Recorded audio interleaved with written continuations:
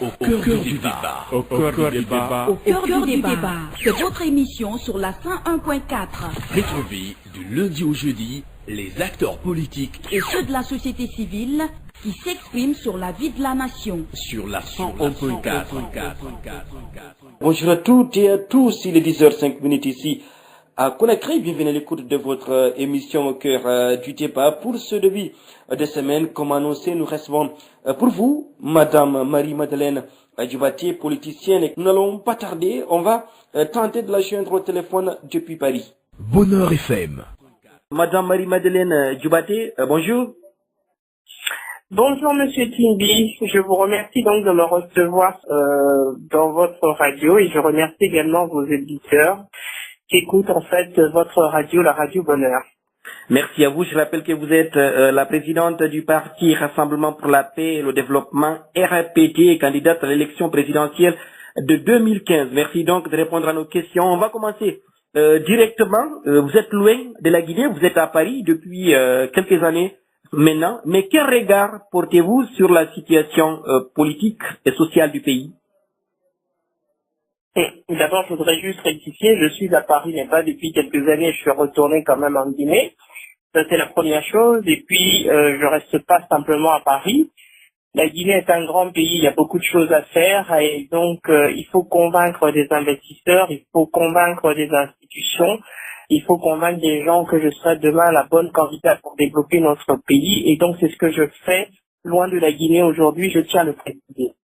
Maintenant, concernant notre pays, la situation de notre pays est très grave. Déjà parce que il y a eu une violation de la constitution guinéenne en enlevant le président de la Cour constitutionnelle, donc monsieur Kélésa Sall. Ensuite, nous avons beaucoup de problèmes avec l'installation donc, des conseils communaux. Et donc nous avons vu là depuis quelques jours, notamment lundi et mardi, que c'était chaud dans la région du Kindia. Et donc tout cela nous fait penser que donc la classe politique guinéenne aujourd'hui n'arrive pas à transcender, comment dirais-je, les divergences d'opinion et qu'elle ne voit que son intérêt personnel. Pourquoi je dis que la classe politique ne voit que son intérêt personnel?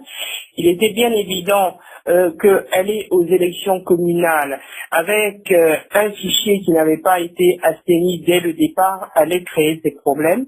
Et je rappelle que j'avais toujours dit que je n'allais pas me présenter à des élections locales parce que je savais qu'on allait arriver dans les situations extrêmes dans lesquelles aujourd'hui on est.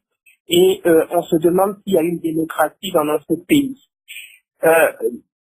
Donc aujourd'hui, ce que je voulais dire, la classe politique, quelque part, est aussi complice de ce que aujourd'hui le RPG fait, parce que quand on sait au départ qu'on a un fichier électoral qui est tronqué et qu'on sait très bien qu'en allant aux élections, on ne va pas accepter à la fin le résultat des élections, mais on y va.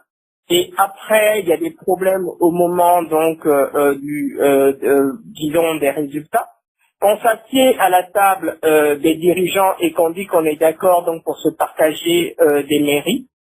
Donc ça, ce n'est pas un pays. Je n'ai jamais vu ça ailleurs que en Guinée. Comment peut-on venir s'asseoir, négocier des communes alors qu'il y a eu une élection? Alors pourquoi avoir été aux élections? Je rappelle à tout le monde que ce sont tous les Guinéens qui payent ces élections-là. Quand on dit la communauté internationale paye quelque chose, mais quelque part, les Guinéens aussi vont rembourser cet argent.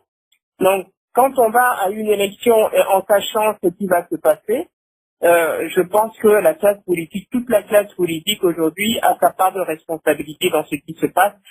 La classe politique a sa part de responsabilité qu'elle n'aurait jamais dû accepter de s'asseoir et de négocier en fait des communales. Il y a deux choses. Dès le départ, elle aurait dû dire qu'elle ne veut pas aller à ces élections communales, ou alors quand on est allé aux élections communales, il ne fallait pas accepter le résultat des votes. Donc voilà aujourd'hui où on en est. On est dans un climat quasi insurrectionnel dans notre pays, et donc le pays ne travaille pas. Et donc, pour ne pas paraphraser donc le président Barack Obama qui disait que les progrès démocratiques en Afrique sont en danger, donc c'est le cas aujourd'hui de la Guinée, quand les dirigeants refusent de quitter le pouvoir à l'issue de leur mandat. Pourquoi je cite Barack Obama dans ces circonstances? Parce que je vous ai dit en introduction qu'on avait enlevé le président de la Cour constitutionnelle, qu'aujourd'hui nous avons des problèmes avec les élections communales et demain s'ils s'arrangent avec les partis politiques, il y aura certainement encore les mêmes problèmes avec les législatives.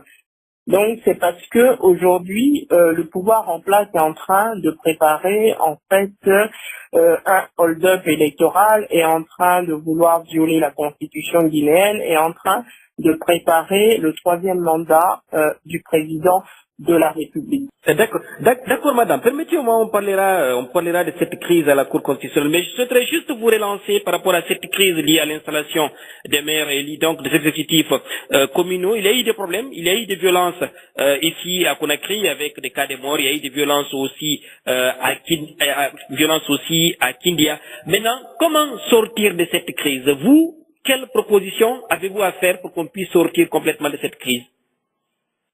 Écoutez, monsieur, c'est de respecter les populations, c'est de respecter la démocratie, c'est de respecter le choix des urnes. On ne peut pas aller s'asseoir et puis après négocier dans un petit coin, dans une petite table, alors qu'on a dit qu'on allait à des élections. Soit on vit dans un pays démocratique, soit on vit dans une dictature. Mais on ne peut pas faire le choix des deux. Maintenant, pour sortir complètement de cela, je suis radical.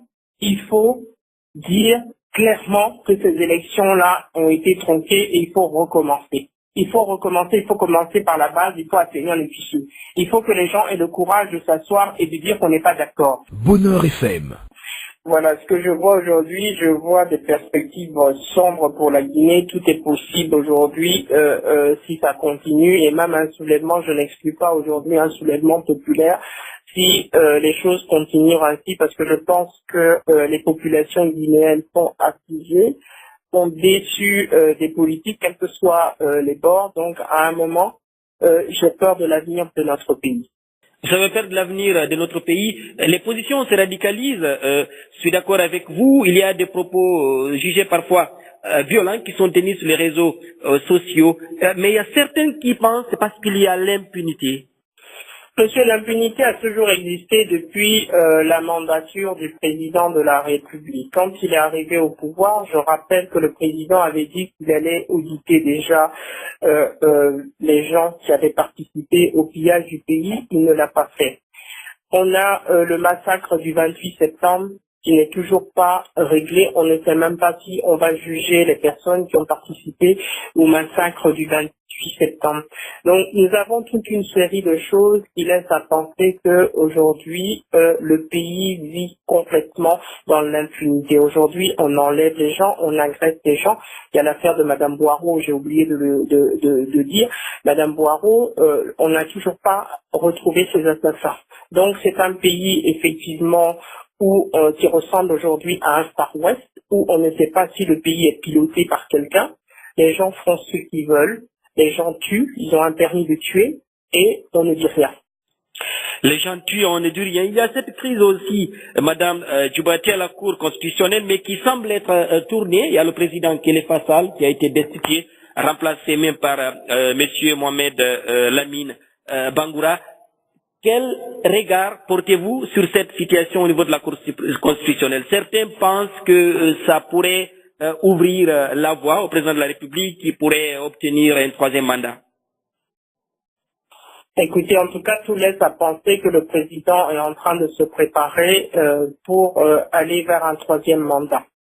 Si c'est ce que le président veut faire, je mets en garde tous les gens qui sont derrière, qui conseillent au président de la République de le faire. Déjà, le président de la République, il a un âge avancé. Je crois de mémoire, il a été élu, il avait 73 ans, donc il en aura 83 en 2020. Donc déjà, ce n'est pas raisonnable de dire qu'on va continuer à diriger un pays à un âge aussi avancé. Je pense qu'il est temps pour lui de partir à la retraite et de faire comme Nelson Mandela, de partir la tête haute. Maintenant, les gens qui poussent le président de la République ou qui le conseillent mal pour pouvoir continuer à faire leurs petites affaires ne sont pas raisonnables. Je pense que aujourd'hui les Guinéens vivent une situation extrêmement difficile. Les gens vivent dans la pauvreté. Ils n'ont pas réussi justement à relever les défis du développement. Même les accès aux infrastructures de base, l'eau, l'électricité, les routes, tout ça, ça n'a pas été fait. On a dit, je l'ai dit tout à l'heure, que les gens vivaient dans une insécurité des personnes, insécurité physique avec des kidnappings, avec des agressions. Donc, ils ont échoué. Il ne faut pas avoir peur de le dire. Leur politique aujourd'hui a échoué, donc je ne sais pas ce qu'ils veulent faire à vouloir briguer un troisième mandat. Bonheur FM. Le président de la République doit partir tranquillement et laisser tous ces problèmes-là derrière lui. Je crois qu'il y a suffisamment de problèmes en Guinée et que aujourd'hui nous devons tous travailler ensemble à unifier notre pays, à unifier toutes les différentes composantes de la nation et de travailler vers un objectif commun, c'est de limiter ou de travailler pour lutter contre la misère et maintenant rentrer de plein pied dans le 21e siècle. Les défis sont nombreux et je pense qu'on n'a pas à perdre de temps avec ces politiques politiciennes aujourd'hui qui ne font que ternir l'image de notre pays et envoyer notre pays dans la violence et peut-être, j'ai bien peur, vers la guerre civile. Nous l'avons évité en 2010, mais 2020, je pense que si cette équipe qui est en place insiste et persiste, je pense que les choses vont dégénérer en 2020 et la communauté internationale, malheureusement, sera témoin de ce qui va se passer ou ce qui risque d'arriver en Guinée. Comment éviter cela alors? Parce que c'est là alors la grosse question. Éviter cela, il faut que le président de la République et le père de la nation soient clairs, qu'ils disent clairement que, il ne se présentera pas à une prochaine élection, mais qu'ils le disent de façon très claire, sans ambiguïté, ça c'est la première chose. La deuxième chose, qu'ils laissent les institutions aujourd'hui faire leur travail, et puis qu'on n'aille pas coopter les amis, les enfants des amis et tout ça dans ces institutions. Il faut que notre pays maintenant devienne une vraie démocratie et donc le président doit prendre de la hauteur par rapport à tout ça et laisser maintenant son empreinte. Il a peut-être pas travaillé, il a peut-être échoué sur le plan du développement et sur le plan social. Je lui reconnais par contre une très grande qualité, c'est que c'est une grande bête politique et il sait manipuler, il connaît l'opposition guinéenne et il sait la manipuler. Donc aujourd'hui, je m'adresse personnellement à Monsieur le Président de la République et que Monsieur le Président de la République, si un temps soit peu, il a de l'amour pour son pays, il a de l'amour pour les Guinéens, qui disent clairement qu'il ne se présentera pas aux élections, qu'il n'a aucune velléité de faire un troisième mandat et qu'il ne soutiendra personne pour aller aux élections de 2020. Il prend de la hauteur et il reste le président de tous les Guinéens. Aujourd'hui, si le président de la République, par exemple, tentait un troisième mandat, avec cette division au niveau de la classe politique, au niveau notamment de l'opposition, est-ce qu'il ne va pas réussir? Monsieur, je pense pas qu'il va réussir parce que certes, les populations sont déçues de la classe politique, mais je pense que les populations ne sont pas idiotes. On a pris aujourd'hui la population guinéenne pour des gens faibles, pour des gens idiots, pour des gens qui ne pensent pas. Mais je pense que la classe politique guinéenne se trompe et je pense que si le président persiste dans cette velléité de troisième mandat, je pense que le président, il verra devant lui des gens se dresser. Et je pense que ça risque de faire un carnage. C'est ça aujourd'hui la situation de la Guinée et c'est ça aujourd'hui qui me fait peur. La Radio Bonheur, la 101.4. Nous avons donc aujourd'hui comme invité dans l'émission Au cœur du débat Madame Marie-Madeleine Djoubati, présidente du Parti Rassemblement pour la paix et le développement, RPD depuis Paris. Madame, on va parler de la gestion économique du pays à distance. Comment trouvez-vous la Guinée au point de vue économie? Écoutez, monsieur, la Guinée aujourd'hui ne fait pas rêver. Quand monsieur le président a été élu en 2010, tous les hôtels de la Guinée étaient pleins. Les gens venaient comme pas possible, les avions aussi étaient pleins. Les gens venaient dans tous les secteurs de l'activité économique. Après une année, on a commencé à voir BHP Billiton qui a dit que bon, il pouvait plus rester parce que le prix des minerais avait baissé. Après, on a eu le problème de Vale et de BCRG, donc qui eux aussi ont eu des problèmes. Le projet Simandou s'est arrêté. Au passage, je signale que c'est une grosse erreur qu'ils ont faite, puisque un rapport de la Banque mondiale qui date de 2014 stipule que justement la Guinée le Simandou aurait dû générer 7,5 milliards de dollars de recettes par an et elle aurait accru le PIB de la Guinée de 5,6 milliards de dollars, ce qui aurait fait de la Guinée la première économie au monde, la première économie avec la plus forte croissance au monde. Donc, nous avons loupé cela. Donc, pour reprendre, BHP Billiton est parti, BCRG Vale est parti, Rio Tinto a laissé tout, et donc tout le reste aujourd'hui est parti. Aujourd'hui, donc, nous avons des sociétés qui sont là, c'est vrai, dans le secteur minier, au niveau de la bauxite, qui sont simplement des industries extractives. Je ne parle pas de CBG qui est là, qui fait de l'alumine, mais je parle des nouvelles sociétés qui sont venues. Et donc, je n'ai pas vu que ça impactait, qu'il y avait un impact positif sur les populations guinéennes. Bien au contraire, je pense que les gens de Bouquet respirent toute la journée les poussières rouges de la bauxite et que même ils les ont dans les narines, ils les ont dans la salive, ils les ont partout.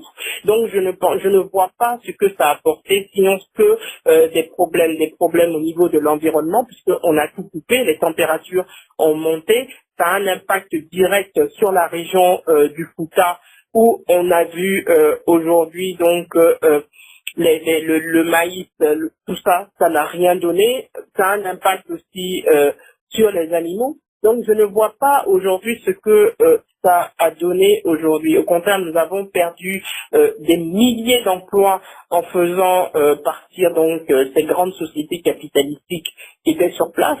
Et à part l'activité minière en Guinée, franchement, je ne vois rien d'autre. Je ne vois absolument rien d'autre.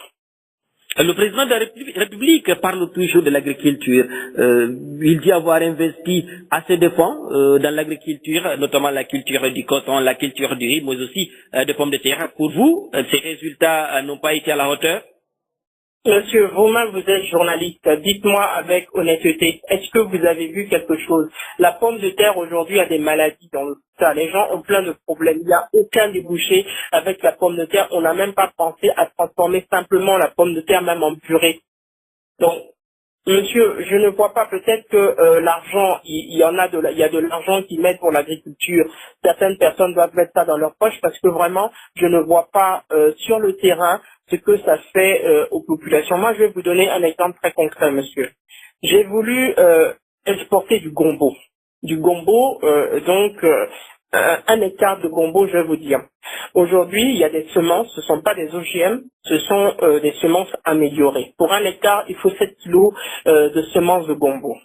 Ces 7 kilos de semences de gombo peuvent donner 30 à 33 tonnes de gombo. En Europe, quand le gombo est au plus bas, c'est 3,80 € le kilo. 3,80 €, ça fait 3800 € la tonne. 3800 € la tonne, si vous multipliez par 30, ça fait presque 120 000 €. Moi, monsieur, j'ai voulu aider des coopératives à exporter. Maintenant, je vais vous dire de façon très concrète les problèmes qu'il y a. Premièrement, quand vous allez récolter le gombo, donc borchon, il n'y a pas de chambre froide. Il n'y a pas de chambre froide borchon. Même chambre froide solaire, il n'y en a pas en Guinée. Deuxièmement, vous devez respecter des normes quand vous voulez exporter sur le marché européen. Donc, il faut avoir des camions, donc des camions qui sont amarrés à des reefers, donc pour conserver la température du gombo qui est de 14 degrés. Vous devez avoir ces camions. Il n'y en a pas en Guinée. Moi, j'ai demandé au groupe Bolloré. Ils m'ont dit qu'ils n'en ont pas. Donc j'ai dit, donc est-ce que je peux prendre un camion comme ça, frigorifique avec les autres? Ils m'ont dit que là, vous respectez pas les normes ISO, donc ça serait difficile. Après, autre handicap, il n'y a pas de chambre froide au port de Conakry, il n'y a pas de chambre froide à l'aéroport, en tout cas c'est ce qui m'a été dit, donc à température positive, et il n'y a pas d'avion cargo non plus qui vient en Guinée.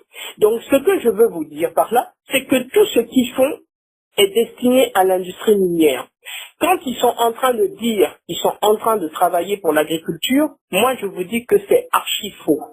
Pour 1 hectare, je viens de vous dire, 1 hectare, ça peut générer entre 90 000 et 100 000 euros.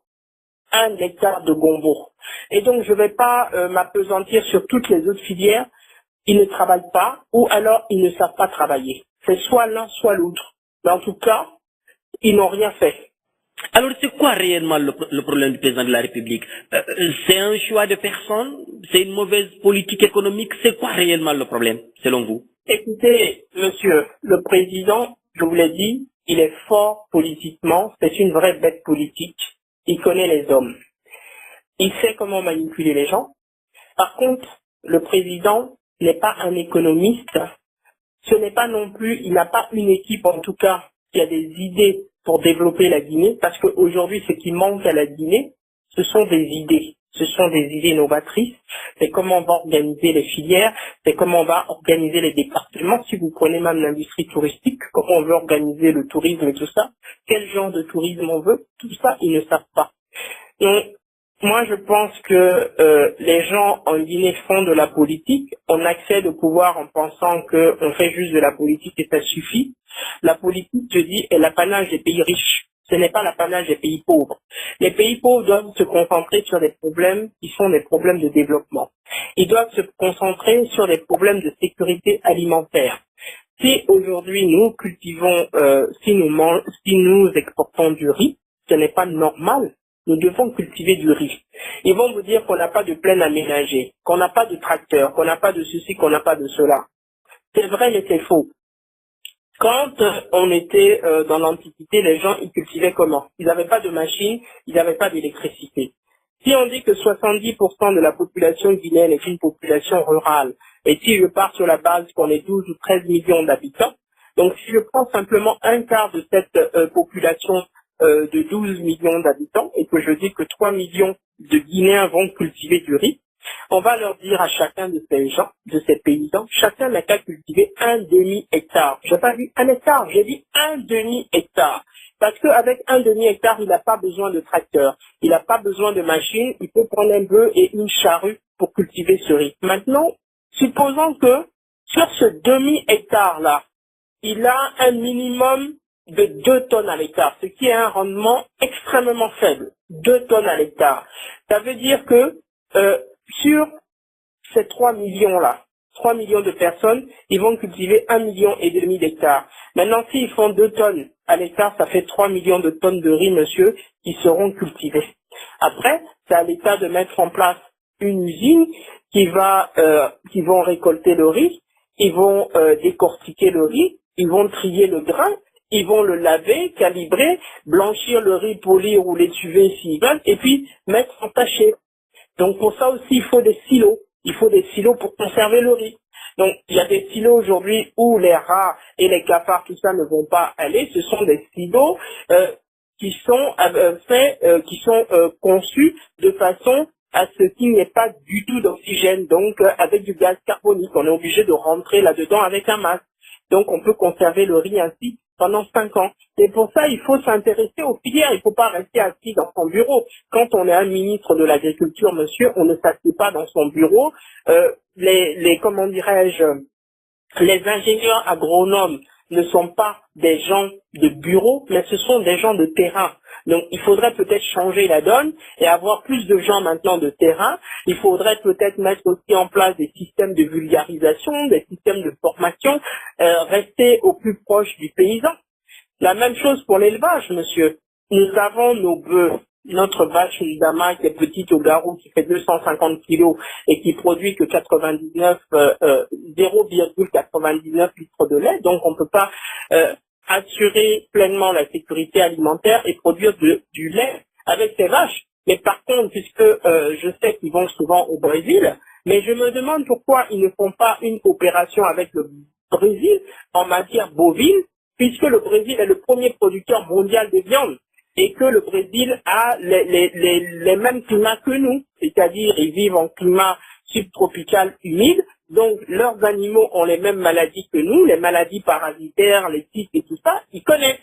Donc l'idée, ça serait de travailler étroitement, par exemple, avec le Brésil sur la filière viande et sur la filière lait, pour pouvoir développer et assurer la sécurité alimentaire. Mais pour ça, il faut penser aussi, il faut commencer à constituer des prairies. Donc, il faut travailler avec l'éleveur qui est là, dire qu'on va mettre une fédération d'éleveurs en place et que ces éleveurs-là, peut-être, ils ont du terrain. Il va falloir que ces éleveurs acceptent de sédentariser leurs animaux et donc, pour ça, il y a un travail à faire. Donc, à clôturer, pour clôturer, s'ils n'ont pas de barbelés, on peut clôturer avec des arbres qu'on va faire de façon très serrée. Donc, les éleveurs vont mettre des abris pour les vaches pour pas qu'elles soient sous le soleil et vont aussi leur donner de l'eau. Tout ça doit s'organiser, monsieur. C'est pas simplement écrire des belles notes et puis dire qu'on fait ça, on fait ça, on fait ça et puis après on ne voit rien. Madame, à vous entendre, on est séduit, on sent que vous maîtrisez très bien ce secteur. Maintenant, pourquoi ne pas mettre ces idées en valeur en Guinée? Monsieur, comment voulez-vous mettre ces idées en valeur en Guinée? Quand vous venez travailler, on vous crée des problèmes. Moi, quand je suis arrivé, pourquoi je suis rentré en politique d'après vous? Parce que quand j'ai commencé, j'ai voulu travailler, ces gens-là m'ont créé des problèmes. Les gens ne veulent pas que les gens viennent investir en Guinée. Souvent, ce sont ces gens qui dirigent, ce sont ces gens qui sont souvent dans les départements ministériels. Je ne dirais pas tout le monde parce que là-dedans, il y a des gens bien, mais malheureusement, il y a une grande majorité de ces gens-là qui n'attendent que de l'argent. Si il n'y avait pas ce problème aujourd'hui, monsieur, la Guinée aujourd'hui serait la terre promise. Le monde entier a envie de venir travailler en Guinée. Je peux vous dire parce que je voyage. Le monde entier, je vous dis, le monde entier veut venir en Guinée. Mais tout le monde a peur de ces gens qui dirigent notre pays parce que ce sont des racketteurs, c'est des gens qui demandent de l'argent. Ce sont des gens qui mettent des projets à plat. Ce sont des gens aussi, ceux qui ne demandent pas, ils ne suivent pas leur dossier. Donc quand quelqu'un vient vous dire, on a besoin, par exemple, pour mettre l'agriculture en place, on a besoin d'un minimum de données. On a besoin d'avoir des données climatiques. On a besoin d'avoir sur 2 ans, sur 3 ans, les températures, par exemple, d'une région. Si on parle de la région de Koundara, que je veux venir mettre des datés, on a besoin d'avoir du 1er janvier au 31 janvier, on a besoin d'avoir toutes les températures du matin et du soir. On a besoin d'avoir l'hydrographie, on a besoin d'avoir la couverture nuageuse, on a besoin d'avoir le taux d'ensoleillement, on a besoin d'avoir le pH du sol. Donc, ils doivent être capables, ces départements-là, de mettre des cartes à la disposition des investisseurs ou même les mettre en ligne et faire une cartographie de la Guinée en disant que voilà, on peut faire tel type de céréales dans cette région, on peut faire des vergers dans cette région, on peut faire des légumineuses, on peut faire ainsi de suite. Mais tout ça, monsieur, ce n'est pas fait.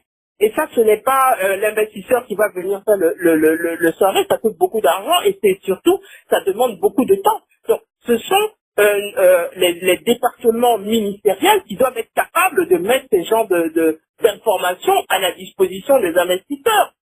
Après, il y a plein de problèmes, monsieur. Une fois que vous êtes venu en Guinée, que vous vous êtes installé, vous avez des faux problèmes avec la douane pour le NIF-code. Ils ont des problèmes de NIF-code avec TVA sans TVA. Quand on vous dit que l'agriculture en Guinée est exonérée, quand vous allez créer votre société, on vous dit pas que il vous faut un NIF-code avec toutes les TVA, par exemple. Donc, quand vos marchandises arrivent, on vous dit que vous devez payer un forfait, vous devez payer 5% de TVA. Vous allez dire, mais attendez, pardon, de 5% de droits de douane. Mais pourquoi je dois payer? Vous m'avez dit que l'agriculture est exonérée. Donc, vous voyez, il y a plein de problèmes qui font que le pays ne peut pas amorcer son développement. Tant que les gens vont continuer à travailler comme ça, monsieur, c'est impossible de venir travailler en Guinée. Une autre chose, quand vous recevez des investisseurs, les investisseurs vous laissent leur carte de visite, ils vous demandent des données. Une fois que l'investisseur est parti, on répond plus à ses mails. Alors qu'aujourd'hui, nous vivons dans un monde qui tourne, qui va extrêmement vite, où l'information va vite. Alors si on vous demande un truc, si vous n'avez pas l'information, vous répondez, monsieur, j'accuse réception de votre courriel daté de temps, permettez-moi de revenir vers vous dans 8 jours. Dans 8 jours, vous venez vous leur donner. Monsieur, ils ne suivent pas leur dossier. Ils ont des problèmes même déjà. Ils n'ont pas d'internet souvent dans les bureaux. Donc comment voulez-vous que les gens travaillent? Ils n'ont pas d'internet, ils n'ont pas d'imprimante, il y a d'autres qui n'ont pas d'ordinateur. Monsieur, comment voulez-vous que les gens y travaillent? Déjà, il faudra investir dans tout ça. Vous êtes en train de dépeindre une situation vraiment reluisante de la Guinée et pour l'amorcement pour un développement économique, un décollage. Il y a la Guinée qui s'est tournée depuis quelque temps vers la Chine avec ses contrats à 20 milliards de dollars. Vous suivez le secteur économique à travers le monde. Est-ce la bonne solution? Bien sûr, pour la Chinois, en tout cas, c'est la bonne solution. Parce que eux, ils ont un accès, ils sont sûrs maintenant d'avoir un accès aux minerais dont ils ont besoin. Ils sont sûrs d'assurer leur approvisionnement. Maintenant, côté guinéen, je ne pense pas que ce soit une bonne chose. Ce n'est pas une bonne chose parce que ce sont des choses qui n'ont pas été faites déjà dans la transparence côté guinéen. Les Chinois, eux, ils s'en foutent. Le Chinois, il s'adapte. Donc, un peu, souvent, les gens critiquent les Chinois, on dit que la coopération avec la Chine, tout ça n'est pas bonne. C'est faux. Le Chinois s'adapte. S'ils ont un gouvernement corrompu, ils s'adaptent. Eux, ils veulent leurs minerais, ils vont donner aux gens ce qu'ils veulent pour avoir accès aux minerais. S'ils ont des gens qui travaillent, ben, ils s'adapteront aussi aux gens qui travailleront et ils travailleront en fonction de notre façon de travailler. Donc, la coopération avec la Chine, elle est bonne si devant, il y a des personnes qui aiment leur pays. La différence entre nous, les Guinéens, par exemple, et les Asiatiques, je ne dis pas qu'ils ne sont pas corrompus, mais les Asiatiques aiment leur pays parce que même quand ils prennent de l'argent, ils investissent dans leur pays. Ils font des usines dans leur pays, ils construisent dans leur pays. Nous, les Guinéens, quand on vole l'argent, on fait quoi?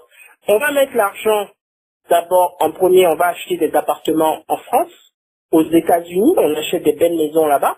Après, on met l'argent à Dubaï, on met l'argent au Brésil. Voilà comment nous, on aime notre pays. Alors que les banques guinéennes ont besoin d'avoir des devises. Quand quelqu'un veut acheter quelque chose à l'extérieur, il est obligé de passer par la banque centrale pour pouvoir avoir des devises. Quand maintenant vous pensez que tous des hommes d'affaires ou des dirigeants qui prennent l'argent du pays, qui vont placer l'argent du pays ailleurs, c'est un double crime. D'abord, ils ont volé le pays. Après, ils n'aiment pas leur pays. Ils n'investissent pas dans leur pays. Ils préfèrent aller investir ailleurs. Ils préfèrent aller investir au Sénégal, à Abidjan, au Maroc et dans tous les autres pays que je viens de vous citer. Donc, c'est un double crime que ces gens-là font à notre pays. Ils n'aiment pas la Guinée, ils font semblant d'aimer la Guinée. S'ils aimaient la Guinée, monsieur, même quand ils volent, ils allaient commencer à dire qu'on va faire une usine dans notre pays. On va mettre des petites unités industrielles dans le pays. Est-ce que cela continue dans ce régime du président Alpha Condé? Est-ce qu'il y a encore des cadres qui voient de l'argent et partent construire, par exemple, à Paris ou aux États-Unis?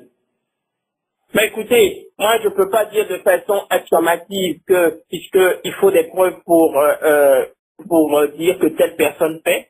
Simplement, on entend que des cadres ont été achetés des maisons, que des cadres ont ceci, que des cadres ont ça. On lit sur les réseaux sociaux, il y a des photos qui passent. Donc, tout ça, on le voit.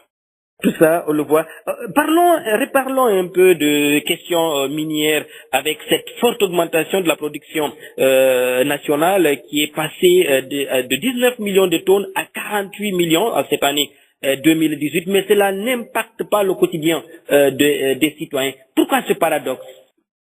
Mais écoutez, c'est aux citoyens guinéens de demander des comptes à l'État. C'est pas à moi qui doivent demander. N'importe quel citoyen, nous sommes dans une république, dit-on, démocratique. Donc n'importe quel citoyen, d'abord je m'adresse aux gens de Bouquet, puisque c'est leur région qui a impacté, et que les camions passent chez eux là-bas, et qu'on n'a pas fait de route, on n'a pas fait de chemin de fer, on n'a rien fait, on se fout de nous, on fait sortir la bauxite avec des camions. Bon, si c'est ce que les gens pensent, s'ils pensent que c'est bien, écoutez. Mais c'est d'abord aux populations de demander, mais attendez, vous venez dans notre région, vous coupez les arbres, vous taillez tout, après vous nous dites qu'on va avoir du travail, après on voit qu'on n'en a pas.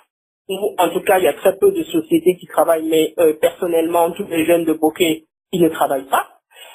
Ensuite, on est pollué. On est pollué doublement, on respire les poussières rouges. Je vous ai dit tout à l'heure, ils les ont dans les narines, ils les ont dans les cheveux, ils les ont dans la salive, dans toute leur maison, tout est rouge. Il n'y a pas de routes qui sont construites, on traverse comme ça leur ville. Donc les conséquences, il y aura des conséquences sanitaires. Les premières conséquences sanitaires, ce sont les maladies respiratoires, ce sont les maladies cardiovasculaires. Après, ces mêmes personnes-là, la bauxite, puisque l'État, on a normalement une politique environnementale. Donc normalement, quand on coupe comme ça des arbres partout, normalement on doit reboiser. Bon, ça c'est parfait. Après, normalement, quand on prend de l'eau, quand on fait cette extraction minière, que ce soit pour la bauxite, que ce soit pour l'or, quand on fait l'extraction de l'eau, normalement, on doit comptabiliser l'eau. On doit dire que, écoutez, il y a tel volume d'eau pour telle tonne de bauxite. On ne doit pas dépasser ce cadre-là parce que ça a une incidence aussi sur le niveau des eaux de nos rivières, de nos cours d'eau. Après, une fois qu'ils ont fait leur traitement, l'eau, le ruissellement des eaux polluées, elle va où? Moi, j'ai pas entendu encore qu'il y a des stations d'épuration d'eau. J'ai pas entendu ça, que les eaux sont filtrées, tout ça, avant d'être rejetées dans la nature. Donc, vous voyez que nous sommes en train d'aller vers une catastrophe environnementale. C'est d'ailleurs pour ça que la Malaisie, l'Indonésie avaient refusé, après, que la Chine continue donc à venir extraire la bauxite chez eux, s'ils ne mettaient pas des usines de transformation dans leur pays. Donc, je pense que les Guinéens sont perdants à tous les niveaux, puisque si on ne voit pas concrètement l'argent, la manne financière, parce que si on la voyait qu'il y avait des universités qui étaient construites dans la région de Bokeh, qu'il n'y avait pas un centre de santé, mais un vrai hôpital qui était construit, qu'on voit des routes, qu'on voit des maisons, qu'on voit des jeunes qui sont formés, des jeunes qui peuvent travailler pas forcément dans l'industrie minière, mais qui a une partie de l'argent qui est versé à la région de Bokeh pour dispenser de la formation professionnelle, pour créer des micro-entreprises ou des petites entreprises, donc pour créer un tissu économique, là je dirais ça en vaut la peine. Mais pour l'instant, je ne crois pas que ça en vaut la peine. Voilà. Donc, et madame, l'autre question économique, c'est votre avis que je souhaite avoir sur ces déséquilibres budgétaires qui arrivent annoncés par le gouvernement pour motiver la récente augmentation du prix du carburant. Monsieur, moi je vais vous dire simplement, c'est parce que le pays, deux choses d'abord. La première chose, on n'a pas diversifié l'économie guinéenne. L'économie guinéenne a été axée 100% sur l'extraction minière. J'ai bien dit l'extraction, je n'ai même pas dit la transformation. Parce qu'on parle de la bauxite, mais il y a l'or. Quand on voit au niveau des lignes, quand on voit ce que l'extraction de l'or représente, on se pose des questions. Quand on voit le diamant, moi j'avais les chiffres d'avant pour le diamant, quand il y avait arrêt d'or, la Guinée produisait 550 000 carats de diamant par an, et dans ces 550 000 carats de diamant, 85% du diamant de la Guinée était du diamant de type joaillier. Aujourd'hui, on ne voit pas. Donc, monsieur, aujourd'hui, on a des leviers. Si en tous les cas, les gens veulent travailler, il y a des leviers. Si je prends l'industrie minière, la bauxite, on n'a pas d'électricité, mais tout ça, c'est un faux problème. Ensuite, si je prends le diamant, on peut tailler le diamant, monsieur. Donc, il y aura une valeur ajoutée, et je vous dis qu'il y a beaucoup de nos compatriotes guinéens aujourd'hui à Bangkok, en Thaïlande, qui sont dans cette industrie, donc des jeunes qui savent tailler les pierres. Ensuite, on a trouvé, je crois, beaucoup de rubis en Guinée. Je crois que c'est une société française qui a trouvé ces rubis, 160 millions de carats de rubis. Donc, monsieur, il y a de quoi faire, ne serait-ce que dans les pierres chaînes. Maintenant, au niveau de l'agriculture, on n'a pas diversifié du tout l'économie guinéenne au niveau de l'agriculture. On n'a pas du tout diversifié, on n'a même pas pensé même à faire un minimum de transformation au niveau de l'agriculture. Je vous rappelle que nous produisons, par exemple, les femmes de Koya produisent beaucoup d'arachide, et que cet arachide, donc il y a une partie qui est vendue sur le marché national, soit bouillie, soit grillée, une autre partie qui va au Sénégal alimenter l'usine, qui, je vous le dis aussi, au Sénégal, l'usine d'huile là-bas n'est pas rentable, elle a été surdimensionnée. Maintenant, qu'est-ce qu'on pouvait faire si on avait des gens qui travaillaient? On pouvait fédérer ces femmes de Koya et dire à ces femmes de Koya, on va installer une petite unité industrielle pour transformer l'arachide en huile, faire première pression. Et donc là, il y a des débouchés. Maintenant, je vais vous dire quel genre de débouchés il y a si ces femmes-là, on met une petite unité industrielle qui fait 5000 bouteilles par jour, donc c'est pas grand. Je peux vous dire déjà que une usine comme ça fait 150 000 $. Maintenant, le problème de l'électricité va se poser, et ça, on peut le faire avec de l'énergie solaire. J'ai travaillé dessus. Donc là, la centrale solaire va coûter plus cher que l'usine parce que la centrale solaire, il va falloir 200 000 $. Ça fait 350 000 $ pour faire cette unité industrielle. Bon, maintenant, avec le transport, avec la douane et tout ça, j'en sais rien. Mais si vous l'achetez, ça fait 350 000 $. Vous pouvez faire quoi avec ça? Les déchets, vous pouvez les utiliser pour faire de la litière. Donc les déchets de l'arachide, vous les recyclez pour faire de la litière, vous vendez ça sur le marché européen. Ça, c'est un débouché. L'huile, vous allez vendre aujourd'hui, c'est 15 000 francs le litre. Vous pouvez vendre moins cher que ça et ça sera de l'huile bio. Ça sera de l'huile qui est plus propre que les bidons qu'on vous envoie, qui sont des huiles souvent qui ne sont pas bonnes pour l'alimentation, enfin qui sont impropres à l'alimentation humaine. Donc, mais qu'on nous envoie quand même, c'est pas grave. Et puis, vous pouvez récupérer le tourteau qui, au passage, je vous rappelle, est beaucoup plus cher que l'huile produite et les déchets. Donc, c'est une usine qui est rentable en une année. C'est pour ça que il faut vouloir, encore faut-il vouloir travailler. Quand les gens disent qu'ils veulent travailler, ça doit pas être dans la bouche, monsieur. Ça doit être avec des actions, avec des choses concrètes. Pas on est en train de faire blablabla, blablabla tous les jours, je vais faire ça, je vais faire ça. Non, monsieur. C'est pas comme ça. Et donc, on n'a pas développé notre économie, on a basé notre économie que sur l'extraction minière. Je ne vous parle même pas de l'industrie touristique qu'on peut faire. Je ne veux vous... Il y a tellement de choses qu'on peut faire aujourd'hui en Guinée, mais c'est inimaginable. Donc non, monsieur, ils n'ont pas suffisamment travaillé. Leur travail, c'est juste de faire de l'extraction minière. La radio Bonheur FM, la 101.4. Nous sommes donc dans l'émission au cœur du débat. Et aujourd'hui, nous avons comme invité Madame Marie-Madeleine Tchoubati, qui est la présidente du parti Rassemblement pour la paix et le développement. Madame, on va aborder la dernière partie de cette émission. Une petite question par rapport à ce contrat de convention entre la Guinée et une société turque, Al-Bayrak, à l'occurrence pour la gestion d'une partie du port autonome de Conakry. Ça crie toujours. Ici, dans notre pays, les travailleurs craignent pour leur emploi. Est-ce une bonne idée de signer ces contrats avec cette société turque? Écoutez, monsieur, on parle encore là de transparence. Déjà, ça n'écrirait pas si on avait associé les travailleurs du port, les syndicats du port. Si on avait associé ces gens-là, je pense que ça n'allait pas crier. Après, sur les conditions de la vente de ce port, je pense que la Guinée est le grand perdant. Je vais pas trop rentrer dans les détails, mais je vais vous dire pourquoi un port est important. Plus de 90% des échanges mondiaux se font par voie maritime. Il est donc important pour la Guinée d'avoir un port. Quand nous ne pouvons pas, par exemple, accueillir des grands bateaux. Aujourd'hui, on fait des bateaux qui ont 350 mètres de long et aujourd'hui, les plus grands, ils en ont 400 mètres.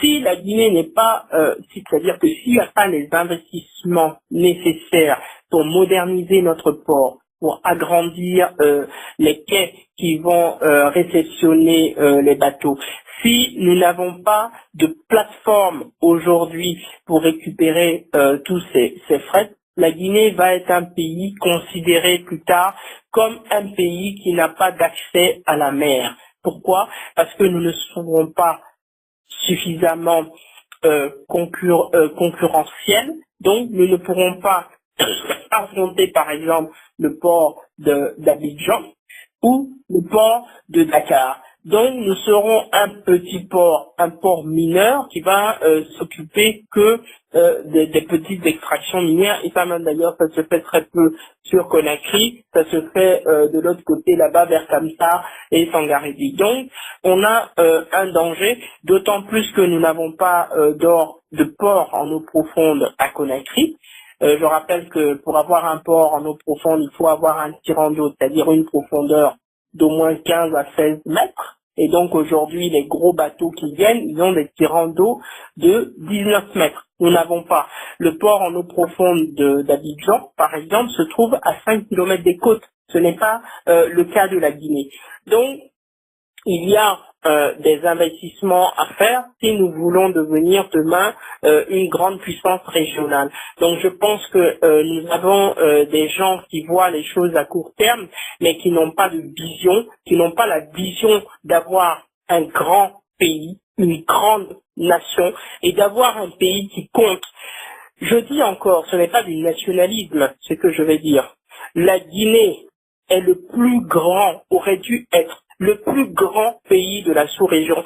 C'est de notre pays que les autres pays auraient dû prendre leur envol économique. Ça, aujourd'hui, c'est encore possible, mais encore faut-il qu'on ait des gens qui aient une vision du développement, une vision économique, qui sachent attirer les investissements directs étrangers dans notre pays, que ce soit pas de 20 mots, mais que ce soit des choses qui soient pensées, qui soient réfléchies. Comment on fait pour attirer les étrangers dans notre pays? Comment on fait pour attirer l'argent dans notre pays? Moi, j'ai un grand rêve pour la Guinée. Mon rêve pour la Guinée aujourd'hui, c'est que notre pays devienne une grande puissance économique régionale.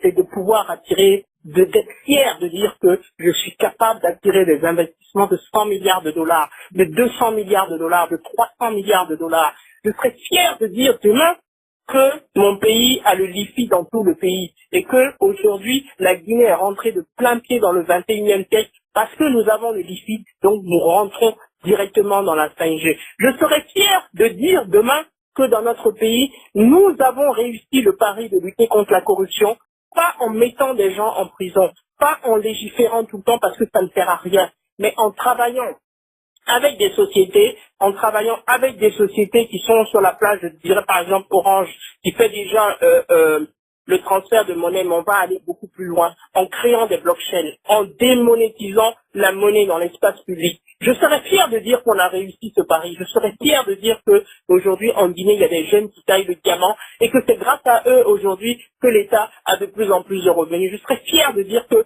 la diaspora guinéenne rentre massivement dans son pays parce qu'elle a confiance en son pays et qu'elle vient, qu'elle investit, qu'elle met de l'argent dans son pays. Et c'est ça, c'est de ça qu'il faut penser. Sinon, tout le reste, là, toutes ces querelles politiques, ce sont des querelles qui empoisonnent notre pays et j'espère que la population guinéenne va comprendre que aujourd'hui, il faut regarder ce qui va vous permettre de sortir de la pauvreté. Arrêtez de regarder le problème d'ethnie, de regarder c'est un homme, c'est une femme. Non! Même si c'est un Martien qui doit venir diriger la Guinée, s'il est capable de faire sortir notre pays de la pauvreté, s'il est capable de faire face aux défis du développement, alors restez derrière ces gens-là, sinon vous serez toujours des pauvres et des losers. Alors, on va parler de vous, votre avenir politique. Allez-vous prendre part aux futures élections législatives et présidentielles? Monsieur, moi je vais vous dire, moi je me prépare pour les élections présidentielles. Les élections communales législatives, je n'y croyais pas. J'avais déjà dit que je savais déjà comment ça allait se passer vu le contexte du pays. Je rappelle que quand je me suis présenté en 2015, j'ai voté à Tipé et à Tipé j'ai eu 0. Donc quand quelqu'un a voté, il a même sa propre voix, il a eu 0, vous ne pensez pas que je ne suis pas assez bête pour aller rentrer dans des élections qui sont pour moi des magouilles, des choses comme ça. Ils n'ont pas des élections, ça, c'est ce qu'on a fait là. On fait semblant pour dire à la communauté internationale qu'on a fait des élections. Mais ce ne sont pas des élections. Si c'était des élections transparentes, monsieur, on n'aurait pas les morts qu'il y a là aujourd'hui. Donc moi, je me prépare pour 2020 et je me prépare conséquemment. Je me prépare parce que j'ai une vision pour mon pays, j'aime mon pays et je veux que la Guinée devienne le plus grand pays de la sous-région. Donc je travaille avec des industriels. Je travaille pas avec des hommes d'affaires véreux, mais avec des hommes d'affaires qui font les choses dans la transparence. Ce n'est pas pour venir vendre mon pays pour dire que voilà, tu m'aides à être élu et puis moi je te donne ça, parce que j'ai déjà dit à tous les gens qui veulent travailler avec Marie-Madeleine Dubaté qu'il n'y aura pas d'exclusivité dans le pays. Donc, et que notre pays sera ouvert au monde entier. Quand je dis le monde entier, la Chine a toujours été notre soutien. La Chine restera en Guinée, mais différemment. La Russie a été là, elle restera. La France reviendra en force. L'Allemagne viendra, l'Espagne, l'Italie, le Brésil, le Rwanda, tous nos voisins seront là pour aider à développer notre pays. Voilà, c'est tout. Tout le reste, le blablabla, là, je pense qu'on a suffisamment aujourd'hui à faire dans les défis de l'éducation, dans les défis de la santé, dans les défis du développement. Il faut déjà mettre en place des infrastructures de base, c'est-à-dire l'électricité, c'est-à-dire l'eau. Et réfléchir, j'ai des programmes très sérieux pour régler le problème de l'électricité, en tout cas, même si on ne donne pas une bonne qualité d'électricité aux gens. Mais je peux promettre aux gens qu'ils pourront avoir au moins 4 ou 5 ampoules, même dans le plus petit village reculé de la Guinée. Ils vont avoir des ampoules et que les enfants ne vont pas s'abîmer les yeux à étudier avec la bougie. J'ai travaillé là-dessus. Je peux aussi promettre que j'ai travaillé sur du logement social et le prix que je peux proposer, je ne veux pas l'annoncer maintenant, mais j'ai travaillé avec des sociétés et le prix du logement social, je peux vous dire aujourd'hui, il est moins de $1000 sans le terrain. Sans le terrain, et ces logements-là existent déjà. Donc, je travaille sur des projets de façon extrêmement concrète et je suis prête pour 2020.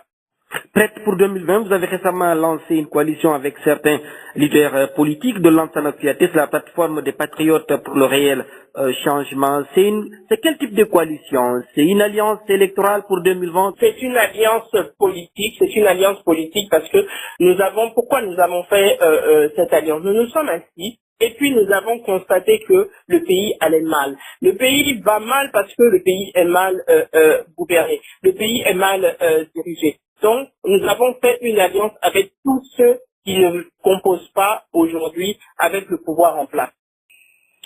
Voilà, madame, on va devoir vous laisser. Et là, peut-être dernière question pour une minute.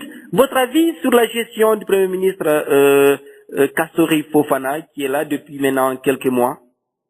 Écoutez, moi j'avais dit dès le départ que M. Kassori Fofana ne pourrait pas travailler. Parce que, en fait, en Guinée, je ne sais pas pourquoi le poste de Premier ministre existe, le Premier ministre ne peut rien faire. Voilà. Donc, en fait, il est sous ordre, il ne peut pas travailler. Point à la ligne. Votre mot de la fin? Écoutez, moi, je dirais aux Guinéens de ne pas se décourager. La Guinée est un grand pays. C'est vrai qu'aujourd'hui, l'avenir semble sombre avec les délégués de troisième mandat. Mais je dis, serrons-nous les coudes et puis nous y arriverons tous ensemble. Voilà, merci à vous, merci d'avoir accepté de répondre à nos questions. Je rappelle que vous êtes Marie-Madeleine Dubaté, présidente de cette formation politique, Rassemblement pour la paix et le développement PRD, candidate à l'élection présidentielle de 2015. Merci madame et au revoir. Merci à vous monsieur, au revoir. Bonheur FM. Voilà donc comment on va se quitter au cours de cette émission au cœur du débat. On va se retrouver demain avec notre invité. Au revoir.